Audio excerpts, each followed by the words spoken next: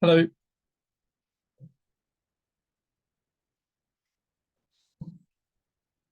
Hi, can you hear me? Yes, I can hear you. Hello, how are you? I'm pretty good. Sorry that I can't make it in person, but I might randomly start coughing. So hopefully this will work quite well. Don't worry about it. I hope you get better soon. Thank you. Can I see you guys, or is it a one-way sort of It's thing? just me. I cancelled the booking for the lecture theatre, so it's just Okay, me at the moment, but we should have right. a few more people joining in a second. Okay, so it's going to be like a completely Zoom thing. Yes, just Zoom. Okay, Yeah. perfect. Okay, cool. Yeah, we've got quite a while. It's about half an hour to set up. But All right. Shall I try sharing my screen and making sure yes, that works? please. Yeah, I've Yeah. made you a co-host, so it should all work. All right. See. How's that? What do you see? Yeah, perfect. I've got the PowerPoint. Okay. And just try running through it quickly, just see if it everything Yep. works. Yeah, I just noticed that I've still got my old affiliation on this old talk, but I will change that in a second. Yeah, it's working. Okay, Good. that's good. And the videos work and everything. Yeah, Perfect. good. All right, I'll stop sharing and it's gone now, right? Yes, yeah, yeah, it is. Okay, I'll fix the start.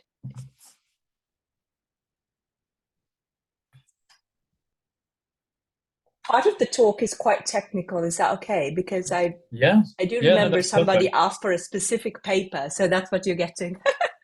Okay, yeah, no, that's perfect. That's what I was hoping for. Okay, good, good. Yeah.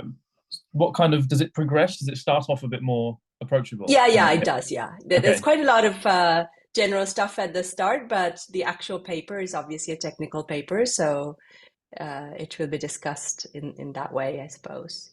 yeah, that sounds perfect then. That's normally what I try and get speakers to do is start off at a bit more of an approachable level and then try and get into Yes. some research by the end of it. And I think that Yeah. seems to work quite well. Okay. Good. Good. Uh, Good that I noticed this thing. Let me just change the title.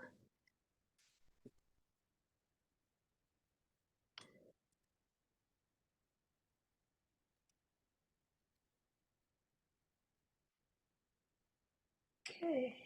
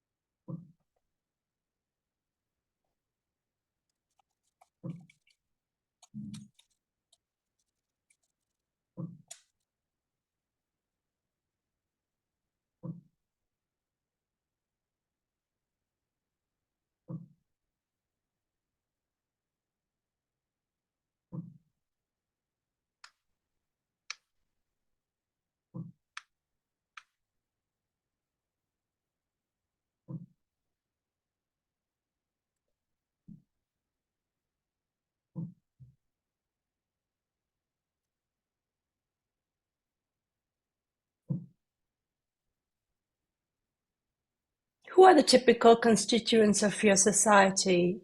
Is it mostly undergraduates? Yeah, mostly sort of third and fourth year at Mhm. the moment, and mostly studying either physics or astrophysics. But then we get a few others, a few younger people, a few earth scientists, a few PhDs, a few Hmm. engineers. Yeah. And sometimes there's a 14-year-old who lives in Cambridge who comes as well. And he's Hmm. been coming for years. Yeah, mostly Cool. people who've got some experience. Right.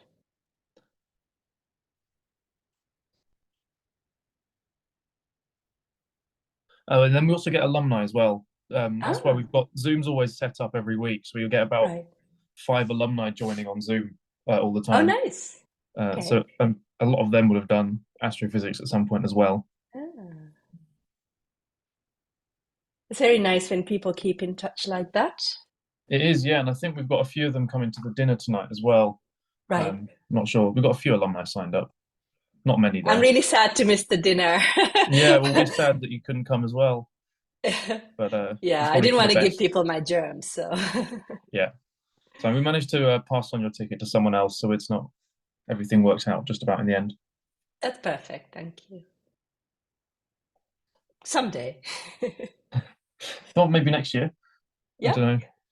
Well, I mean, it's an annual dinner. It happens every year, so I don't Ah, know. I'm surprised we don't advertise it to the department. Really, I imagine some of them right. would be happy to come along. Yeah, yeah. You should I'll suggest it advertise to it to next year. department. Yeah. Hmm. Who pays for it? Um, members are subsidized. Members of the society are subsidized by the society's sort of funds. Hmm. Um, so at the moment, we've been subsidizing for the last couple of years the cost of a lifetime membership, but I think we've Okay, realized that's probably a bit too much to be subsidizing. So we're going to cut it to whatever the 1 year membership price is. I Um, see. Otherwise, it's paid. The students pay as much as it costs. Trinity or whoever it is hosting, it's Trinity this year. Right. Give us a quota, and they'll say, "Oh, it's this much for Yeah. per person, and Mm. plus extra for whatever else we end up ordering." Hmm. Um, yeah, and then yours was going to be paid for by the society, but we do that anyway when Hmm. speakers come and visit. Is we'll uh, do part of their accommodation, part of their transport, and then also take them to dinner beforehand. Right. Sing for your supper.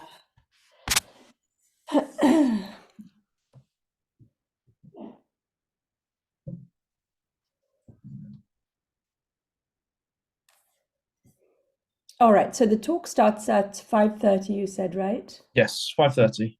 I'll turn off the camera now and then I'll be back on like 5 minutes. Okay, that works. Cool. Okay, thank you.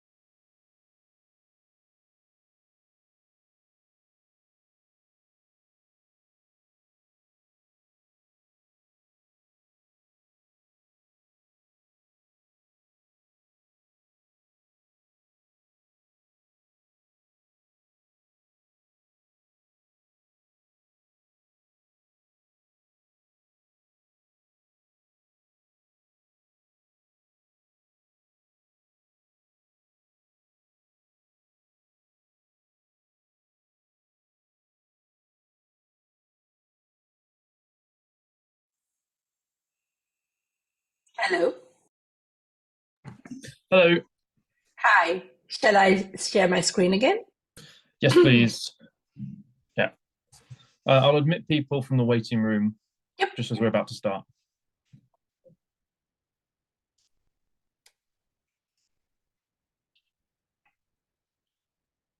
Hope you can see that. Yes, yeah, we can see it.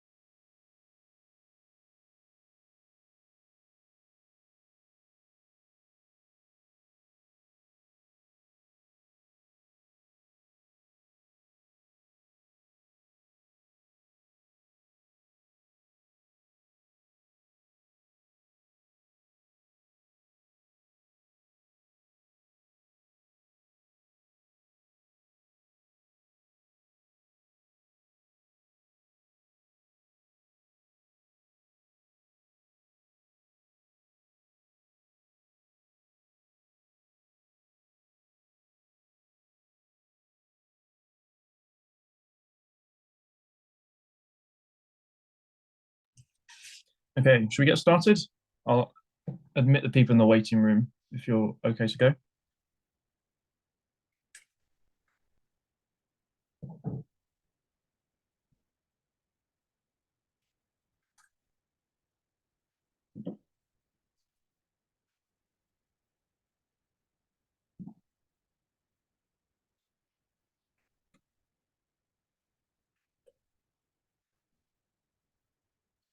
Right, you ready to start?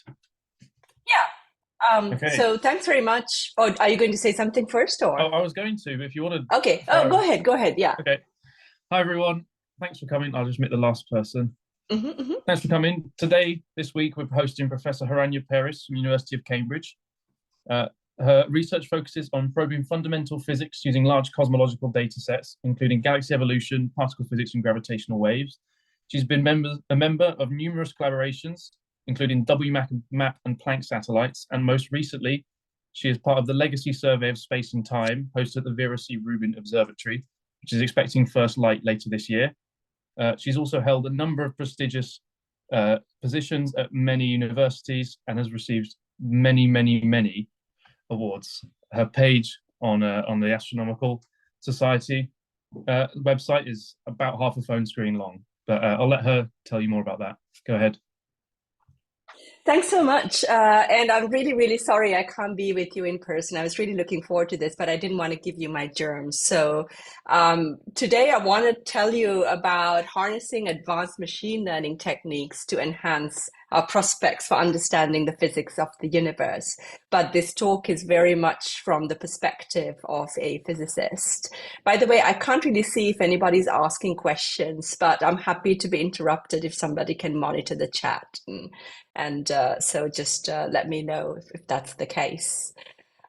So just to get started, the overall kind of big picture of astronomy is that it's in the era of surveys.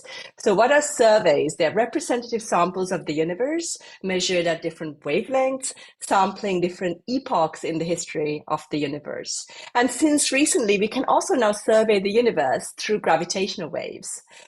So by measuring these representative volumes of the universe, we can try to piece together something about the origin and the evolution of the universe as a whole, and hopefully its underlying physics as well. So mapping space-time volume is just starting. We've been mapping the static universe for quite a while now, but the time domain is only just being opened up for large-scale exploration. So it's useful to start with where we are after a couple of decades of what we call the era of precision cosmology. So in the past couple of decades, we've determined the basic form of a cosmological model that describes observations at a range of redshifts and physical scales and does that really well. We measured the age and the composition of the universe, and we found a strong evidence, but not yet a smoking gun for the quantum origin of cosmic structure.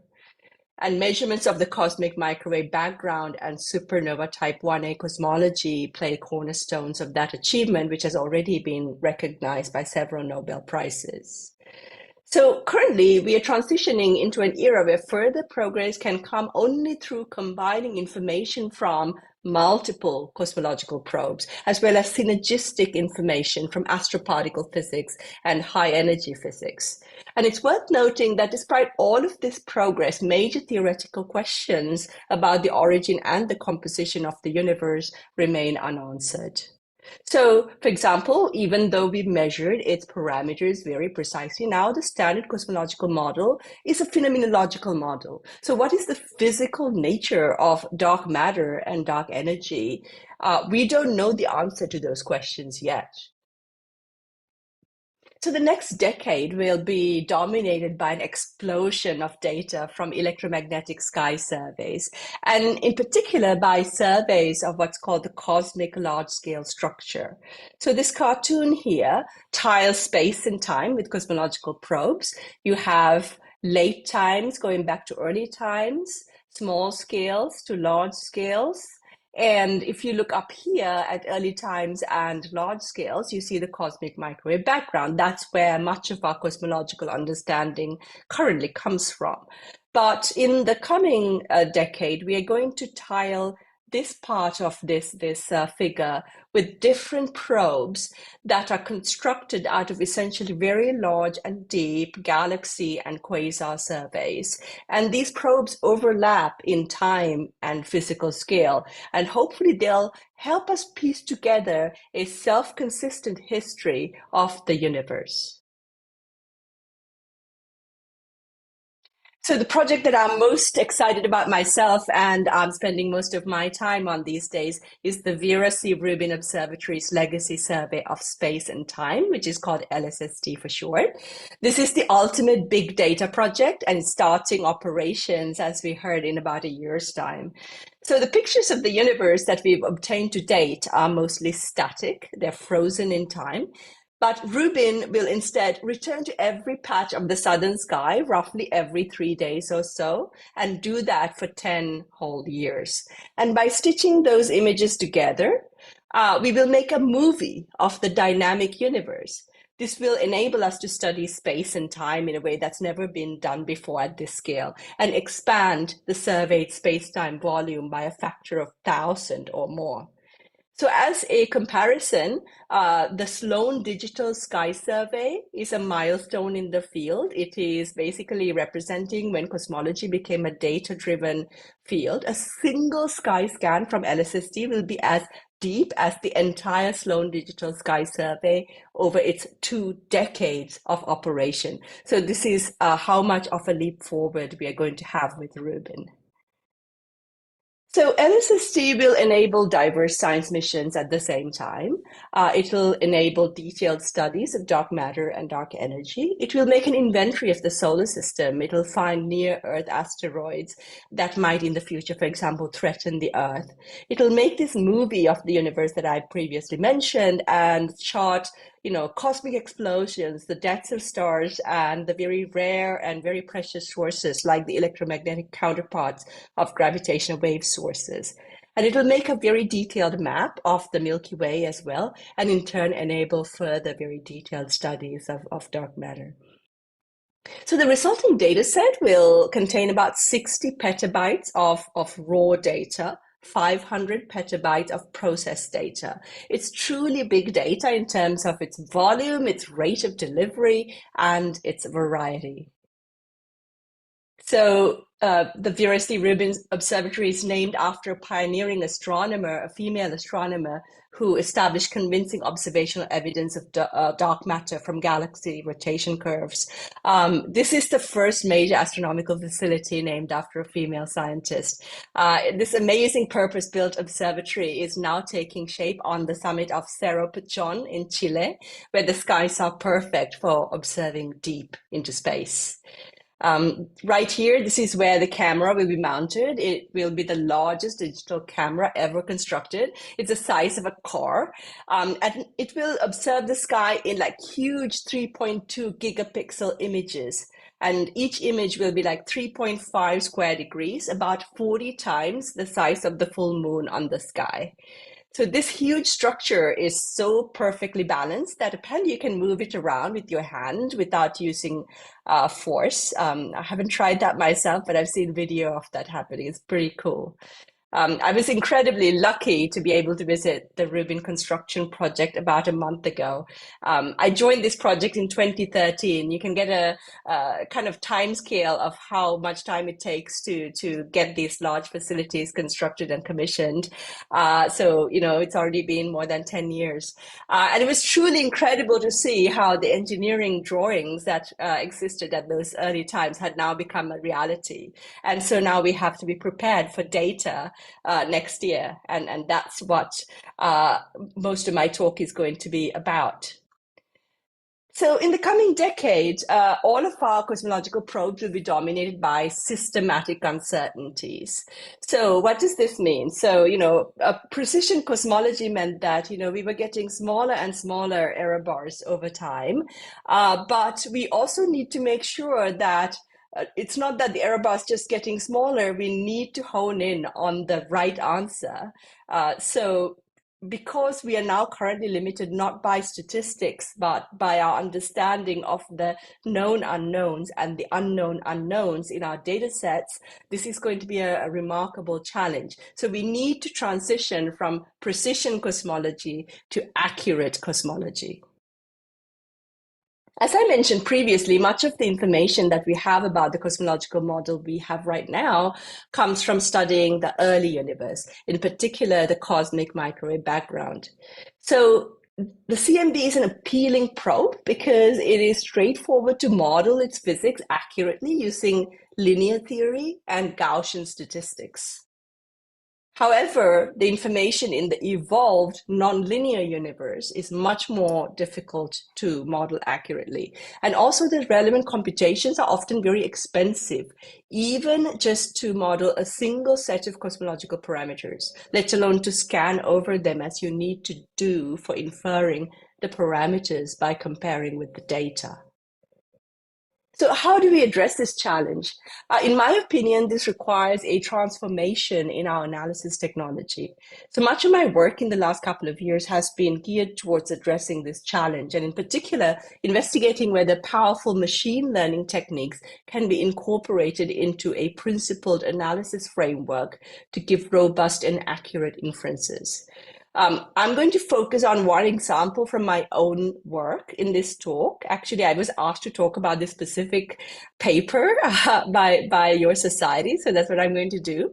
But it's worth noting that this is something that broadly impacts all aspects of observational cosmology now and in the future. So let's take a step back and ask, what are machine learning models good at in astronomy?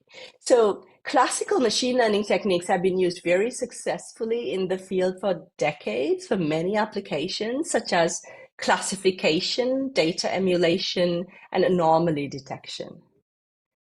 And it's useful to compare and contrast machine learning models with physical models. So some characteristics of good physical models are that they follow from explicitly enumerable sets of assumptions and physical principles. Hopefully, this will lead to a mathematical model that can be solved either analytically or numerically to give useful predictions. So the predictions can be deterministic or probabilistic, but that predictivity is really important. And then explainability. This is rooted in cause-effect relationships that are grounded in domain knowledge. And hopefully the model generalizes beyond the initial domain it was fit to explain a wider range of phenomena. And hopefully it compresses information. That means that it explains a wide range of phenomena from a minimal set of ingredients. So this is a sort of articulation of Occam's razor. And finally, its domain of validity should be able to be quantified explicitly. Effective field theory is a good example of what I mean there. I strongly believe that for modern machine learning methods to go beyond traditional applications and to help us address the needs of this coming era of big data and complicated data is that they need to be augmented with two desiderata that brings them into a common footing with physical models. So the first I call interpretability. This is an account for why a machine learning system reaches a particular decision or a prediction. And the second is related, but not exactly the same, which is explainability. So we should be able to map this account onto existing knowledge in the relevant science domain. This is currently really challenging because of the black box nature of the modern deep learning architectures that are driving the current AI revolution. And it's also worth noting that many physical models also satisfy my fine highbrow list of characteristics only partially. For example, systems exhibiting emergent phenomena or chaotic systems. So without addressing these desiderata, I don't think it will be possible to transition from precision to accuracy in understanding our universe using these kinds of techniques. So now I'm going to present a case study where we attempted to build interpretability and explainability into a deep learning framework in order to try to extract new knowledge about an open problem in cosmological structure formation. So this is work done in collaboration with an amazing set of folks that are listed here. And I would particularly like to highlight Lucy Smith, who's doing very exciting work in this space and led this study. So before discussing the technique, I want to highlight a conceptual leap we need to make in the field in the coming years to make use of the rich data sets that we will be obtaining.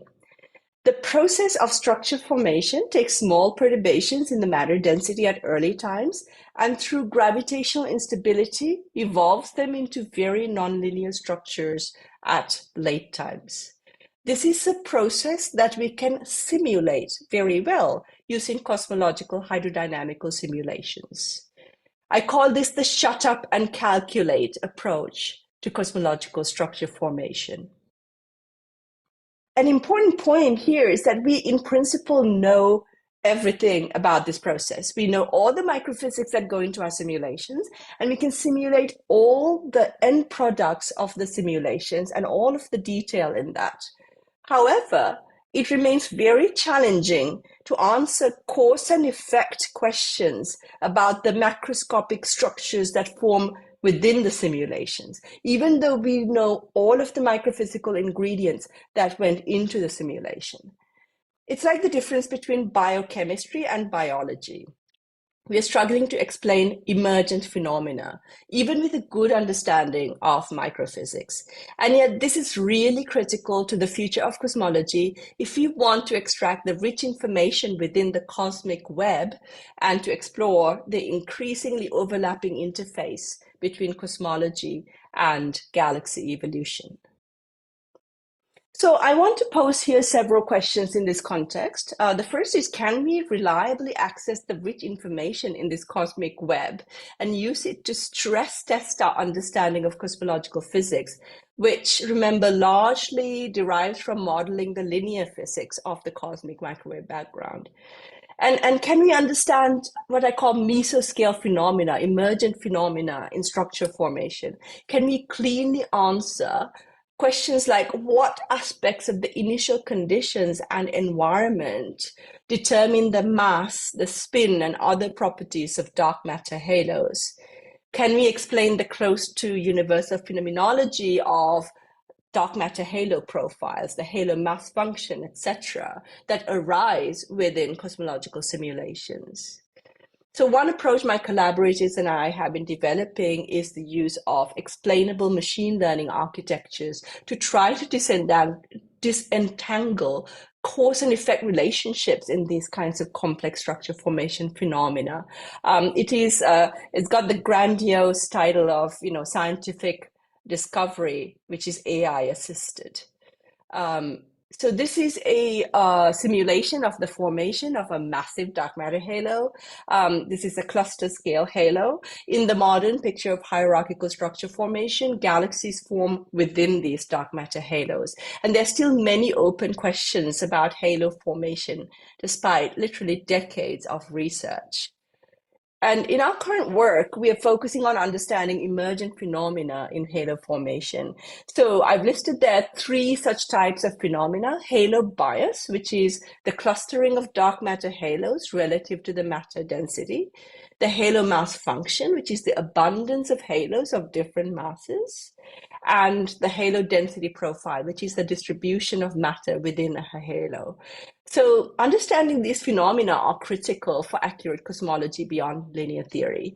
And the halo mass function and the halo density profile exhibit universal properties that are not yet understood, but presumably are telling us something very deep about structure formation. So in this talk, I'm going to focus on the last of these, the halo density profile. The density profile of a halo, it's quite simple. It describes the distribution of dark matter within the halo.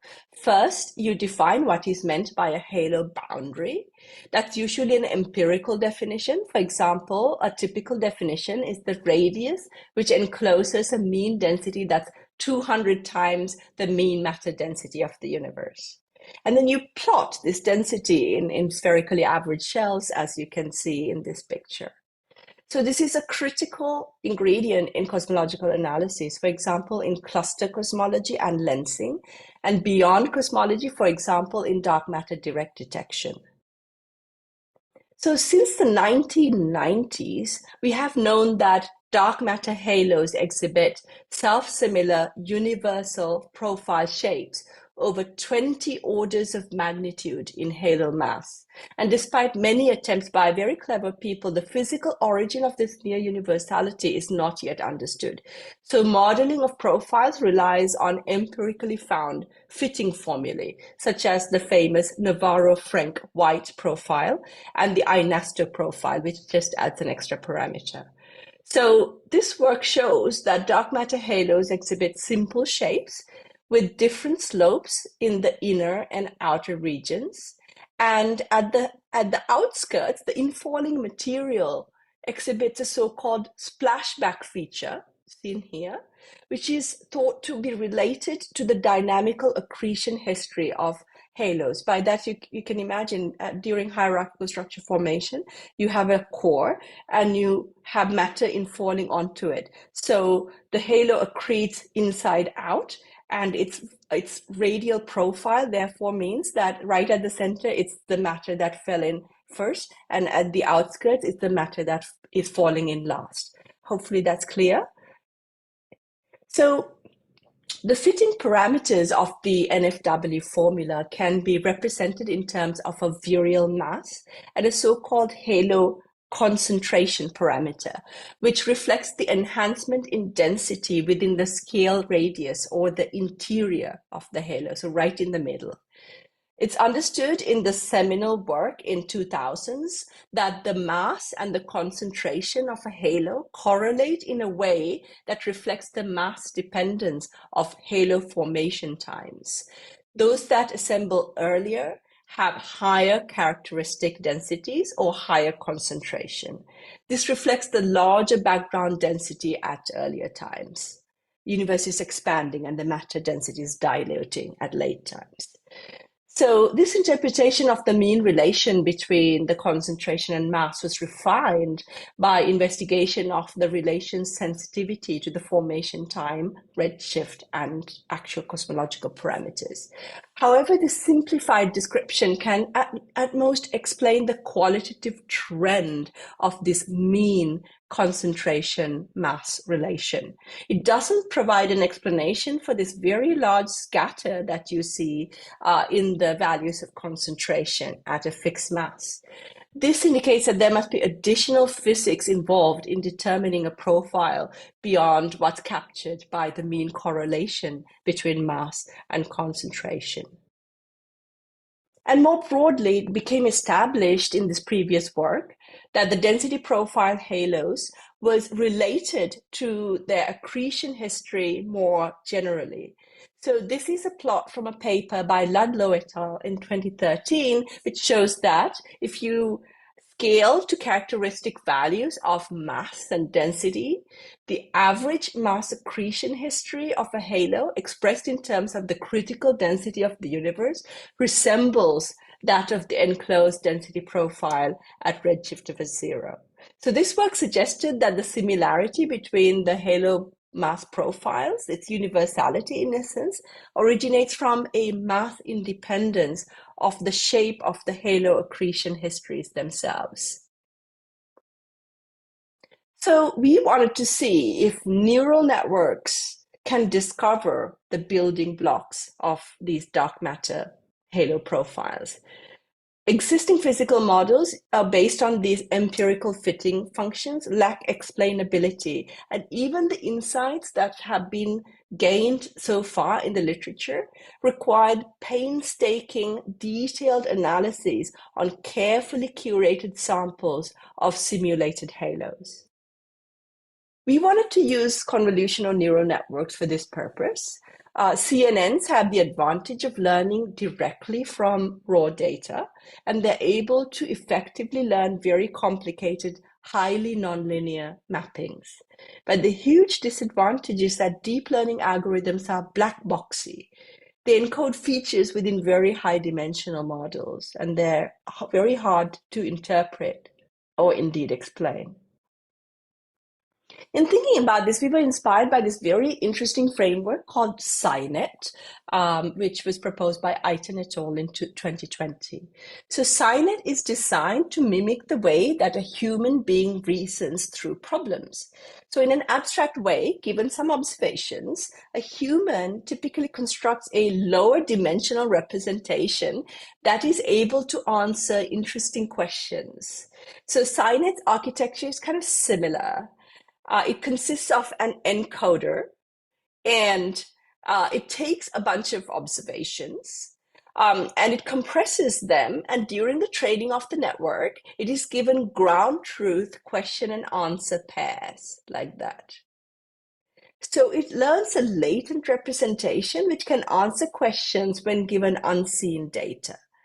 So SciNet was successfully demonstrated on simple 1D physics problems where the underlying physical representation was known and the relevant parameters of interest were already known as well. So that's very interesting, but it doesn't quite help us. In order to adapt this idea for our work, we needed to move beyond that limitation and gain the ability for these types of frameworks to discover new relationships, previously unknown relationships. This required us to develop a new approach to interpreting the latent space, this thing here, which I'll come to in a minute. So how can we unlock the black box to gain physical insight into what the machine has learned? The key idea here is to present a machine learning architecture, which we called a supervised variational encoder, or IVE, with raw three-dimensional data, and then guide its training so that it learns to answer interesting questions about structure formation. So the key feature of this architecture is an information bottleneck, which compresses the raw data into the information relevant for answering the question. So this is a low-dimensional latent space.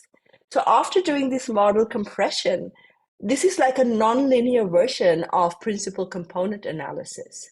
And then we can try to interpret what the machine has learned as encapsulated within that compressed latent space.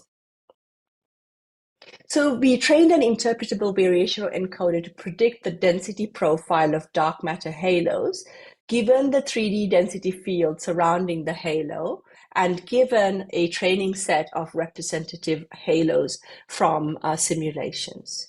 So the network comprises of an encoder, which compresses the 3D density into a lower dimensional representation, the bottleneck that I discussed earlier. So normally, if you've heard of a variational autoencoder, what that does is to compress the information needed to reconstruct all of the inputs. So what we're doing is not the same. Here, the architecture is designed to compress and compartmentalize only the information in the inputs relevant for answering a given question. And so here the question is, given the 3D density field and a radius r, what is the spherically average density profile at that particular radius? So that's our question and answer pair used during the training. So the decoder side can be thought of as equivalent to an analytic fitting formula. Analytic fitting formula like NFW also takes as input a halo-specific representation made of 2 parameters, or in the case of Ionasto, 3 parameters, and outputs the spherically average density at any given radius. But the inputs to the encoder and the fitting procedure are fundamentally different. The encoder extracts information directly from the 3D density field surrounding the halo. Whereas prior to the fitting procedure, very clever humans, while looking at a lot of data and using their physical intuition, have determined that spherically average density profiles exhibited a universal form. And they proposed a functional form that captured that profile. The neural network doesn't know about it. It doesn't have physical intuition, and it's not really inspecting things in an intelligent way. It's looking at all the data it's being given, and it's being trained to answer this question. So here I'm showing a couple of typical examples of density profile fits from the interpretable variational encoder, also showing the NFW form in yellow. And the interpretable variational encoder outputs a range of predicted density profiles given different random realizations of the latent representation. We also train the models to predict profiles further out than the radius to which NFW profiles are usually fit, which is called R200M, to capture the infalling material at the outskirts of halos, which we were particularly interested in. So once this IVE has been trained, achieving interpretability is made possible if the latent space is what I call disentangled. By that, I mean that independent factors of variation in the profiles should be captured by different latents. So disentanglement in our framework is encouraged via a regularization term in the loss function and an independent Gaussian prior on the latent space. We check that the latent space is disentangled by measuring the so-called mutual information between the latents. So mutual information is a very important information theoretic measure that quantifies the amount of information in units such as bits and nats obtained about one random variable by observing another random variable. So it's basically a nonlinear generalization of the standard linear correlation coefficient. So in order to interpret what the machine has learned, we computed the mutual information between each latent variable and the distribution of ground truths for the density in each radial bin. So that's what's being shown here. These three panels show the results for IVE models with 2, 3, or 4-dimensional latents. So what we're doing here is essentially like a nonlinear version of a principal component analysis, compressing the raw 3D information into information that we care about. So the machine learning framework has worked out very readily that there are 3 components or building blocks that make up the density profile. So 2 isn't enough. 3 captures everything. If you give it a 4th, it doesn't carry any extra information. So that it means that already it has worked out what is the dimensionality of the problem. And here, what I'm showing here is what we call latent traversals. It shows how the density profile predictions vary when you vary one latent at a time, fixing the others. So you can see that the machine learning model, using the full 3D density field surrounding the halos as inputs, discovers analogous quantities to those used by the widely used Navarro-Frank-White profile. So the third dimension, this is the third dimension, in the representation, contains information about the infalling materials in the outer reaches of the profile. So it basically discovers the splashback boundary of halos without prior knowledge about the halo's dynamical history. This is really remarkable because usually people need many, many parameters to actually work out what the splashback radius is from, actually observing and measuring halos in simulations. Whereas this is telling us there's only 1 degree of freedom here. And that is a completely new machine learning enabled discovery. We can also see these points quantitatively by computing the mutual information between the latents and the standard NFW parameters for the sample of halos. And you can see here that 2 of these latents share substantial information with the 2 NFW parameters, which, by the way, are not disentangled themselves, they're degenerate.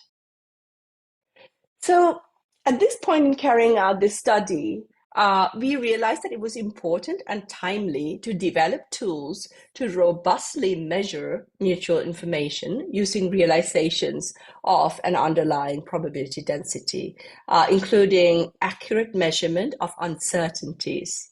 This is a really hard thing to do in general.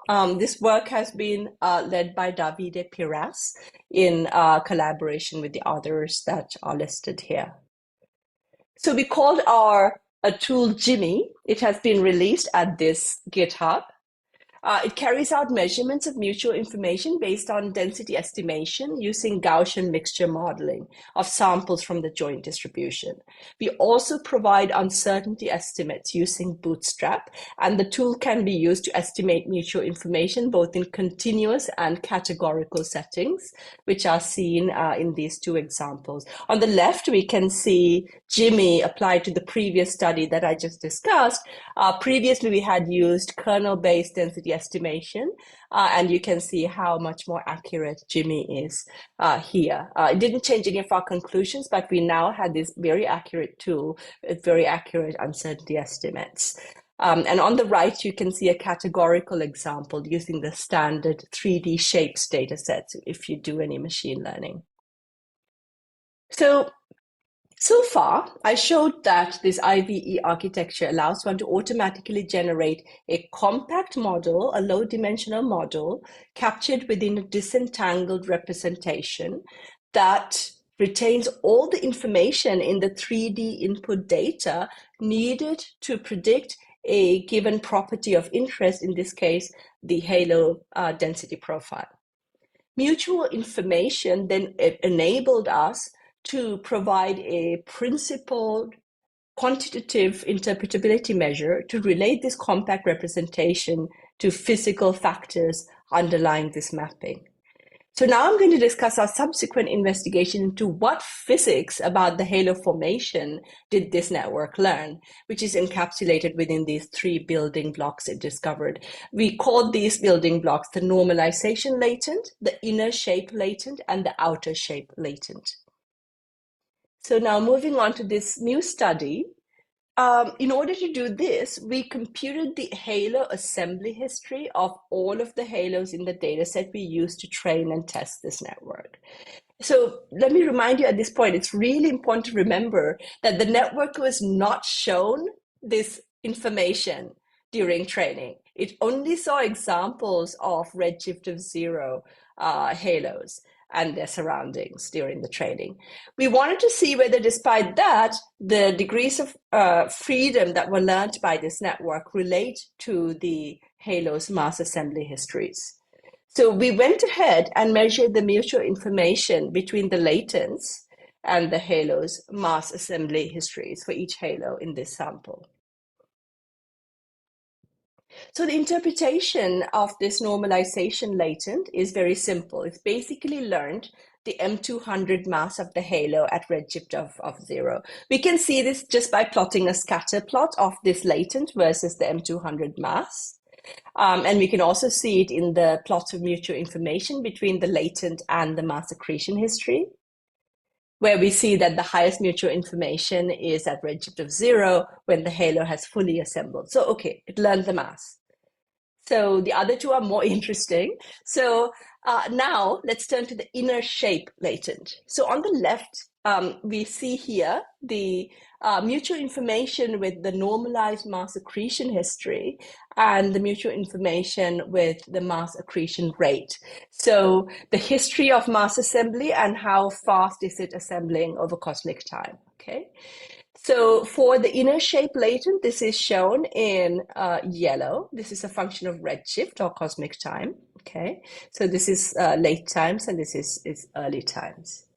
And for the equivalent NFW concentration parameter, you see it in gray.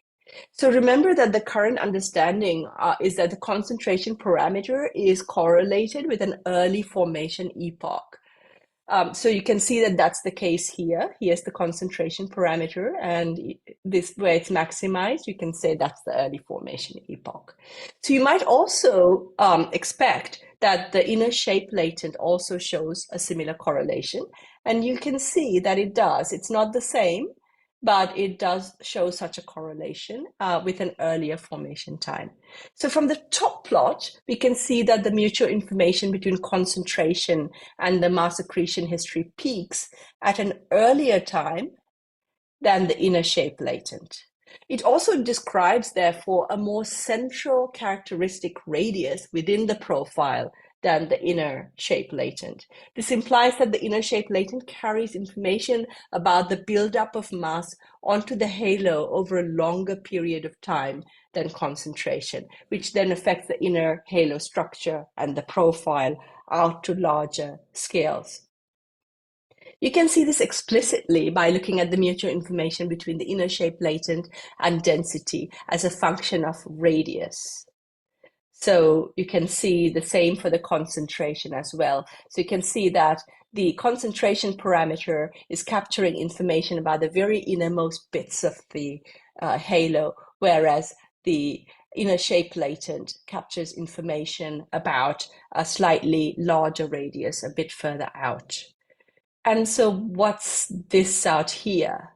So this also means that it's not just about the mass accretion history. Both of these parameters capture information about the mass accretion rate.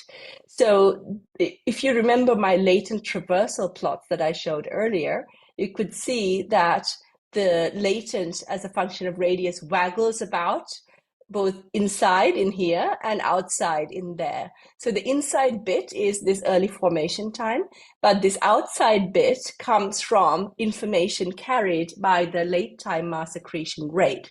So that was also very interesting. The tools we've developed, therefore, provide a complete picture of the relation between the profile and the entire halo evolution, compared to the literature that as I mentioned earlier, focused on this concentration and formation time relation. So the outer shape latent, which is very interesting because it's like a new machine learning based discovery, is basically not correlated with the mass accretion history. Instead, it's this red one here. It's a really good measure of the very late time mass accretion rate, which is something that's really difficult to get at from observations. So as I mentioned earlier, the infalling material in the outskirts exhibits a so-called splashback feature. In the literature, it's been explored how this feature ties to the dynamical accretion history of halos by studying the relation between the splashback location and the mass accretion rate over a specific time interval. So these are, again, very detailed, painstaking studies, and the feature usually requires several parameters to describe, whereas the network here is telling us that there's only a single degree of freedom here. This is quite amazing, and we are still exploring the full implications of this, so watch this space. What we want to do is, by measuring from observations the density profile, and in particular its outskirts, we want to be able to say for this halo or this mass bin of halos, the mass accretion history, the mass accretion rate, was that. So basically it enables that mapping, and it's a new tool that we have then.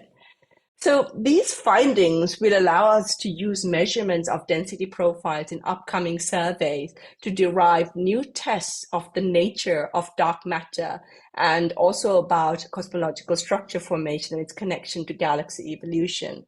The observational landscape here is changing really rapidly. For example, this is a really cool plot from a paper just last year, which was written by a Cambridge undergraduate in the astronomy department, who actually measured from galaxy survey data using weak lensing the averaged dark matter halo profiles of dwarf galaxies. So dwarf galaxies, these are in a mass range where they're mostly dark matter and very few baryons in those mass bins. So they are very sensitive to the physical properties of dark matter. So this is a landscape that will be revolutionized by the arrival of surveys such as LSST. So it's a really exciting time to be doing studies like this. And our tools will allow us to take observations like this and their future evolution with much smaller error bars, and use measurements, for example, out here in the outskirts, to convert those into a detailed understanding of how the halos assembled and how they vary depending on the cosmological model and the model of dark matter, and also different properties of galaxy evolution. So more broadly, we are working on applying these kinds of techniques where you do dimensional reduction for model discovery, automated model discovery in very high dimensional and complicated data sets, to understand systems exhibiting emergent phenomena in structure formation and galaxy formation, where our ability to explain the phenomena has so far been extremely limited. So in my view, this would represent a step towards machines helping humans discover new knowledge and construct new explanations through giving insight into their learning process. And I hope I've given you a glimpse into how modern machine learning methods have arrived just in time to do some heavy lifting to help us extract information from the rich and complicated structures that form within the cosmic web. These methods, in my view, allow us to embrace the complexity of the problem rather than fighting it, which is what we have been doing for the past couple of decades. And I also believe that they can assist us in gaining new insights, as with the example that I have presented here. So with that, I'm ending my talk. Thank you very much. If you have any questions, I'm very happy to answer them. Thank you very much, Hiranya. That was really interesting. Could we have a virtual round of applause, please? And we've got some time for questions. Do you want me to stop sharing the screen so I can see people, or? I imagine people will just put the messages in the chat. Okay, yeah, I found the messages now. Thank you. Just give everyone a few minutes to come up with some questions. I do hope the level was right. It was a bit technical. You're welcome, Justin.